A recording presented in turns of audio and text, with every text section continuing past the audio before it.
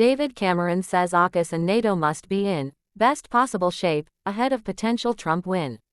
UK's Foreign Secretary is in Australia alongside Defence Secretary Grant Shapps for high-level talks with Richard Marles and Penny Wong.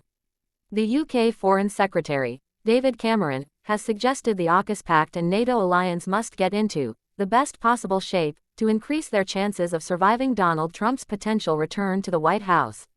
Speaking after high-level talks in Australia, Cameron was careful to avoid criticizing the former U.S. president and presumptive Republican nominee for 2024, saying it was up to America who they choose as their president.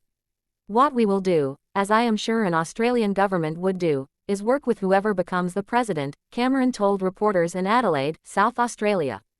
But Cameron appeared to implicitly acknowledge the risks that AUKUS and NATO might face in the event of a second Trump presidency, by calling for efforts to ensure both were seen by the next president as well-functioning.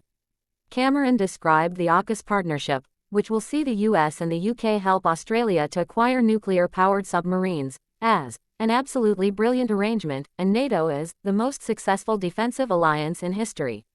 The best thing we can do is to get those alliances, to get those projects into the best possible shape, so whoever is the new president can see that they are working with a very successful set of arrangements, Cameron said. The Australian Deputy Prime Minister and Defence Minister, Richard Marles, endorsed Cameron's comments. We feel confident given what we have seen particularly over the course of the last few months in Congress that the AUKUS arrangements really do enjoy support across the political spectrum in the United States, he said. We move forward with complete confidence about what the future will hold.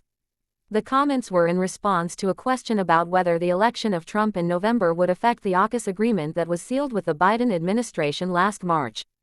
Under the deal, the U.S. will share sensitive nuclear technology with Australia and sell it at least 3 Virginia-class submarines in the 2030s. Australia and the UK eventually plan to build and operate a new class of submarine to be called SSN AUKUS. Trump has not expressed any hostility to the AUKUS deal to date, although he has been highly skeptical about NATO, particularly over its members' performance against a pledge to spend at least 2% of gross domestic product on defense.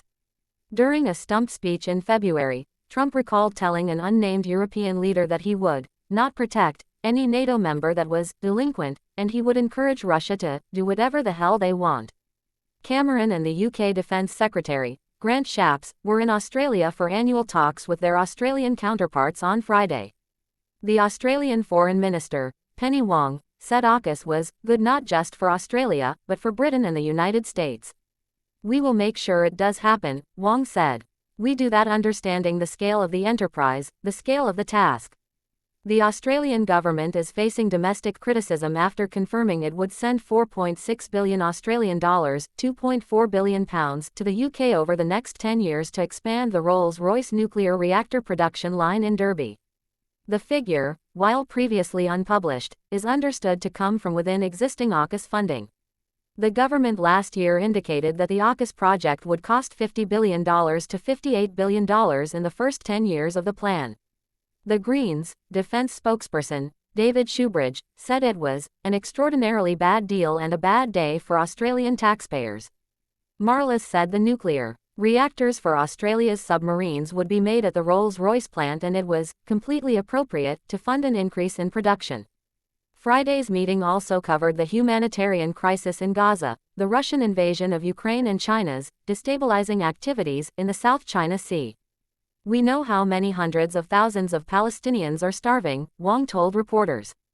In a joint statement issued afterwards, Australia and the UK called on Israel to allow immediate, safe, unimpeded and increased humanitarian relief to reach Palestinians in Gaza.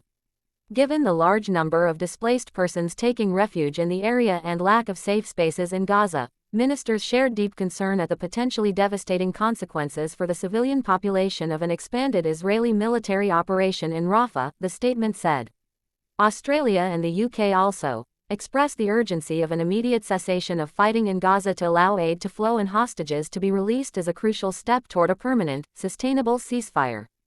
The ministers discussed how recognition of a Palestinian state might assist in giving momentum toward a two-state solution, but the statement did not give any detail about the timing of such a move.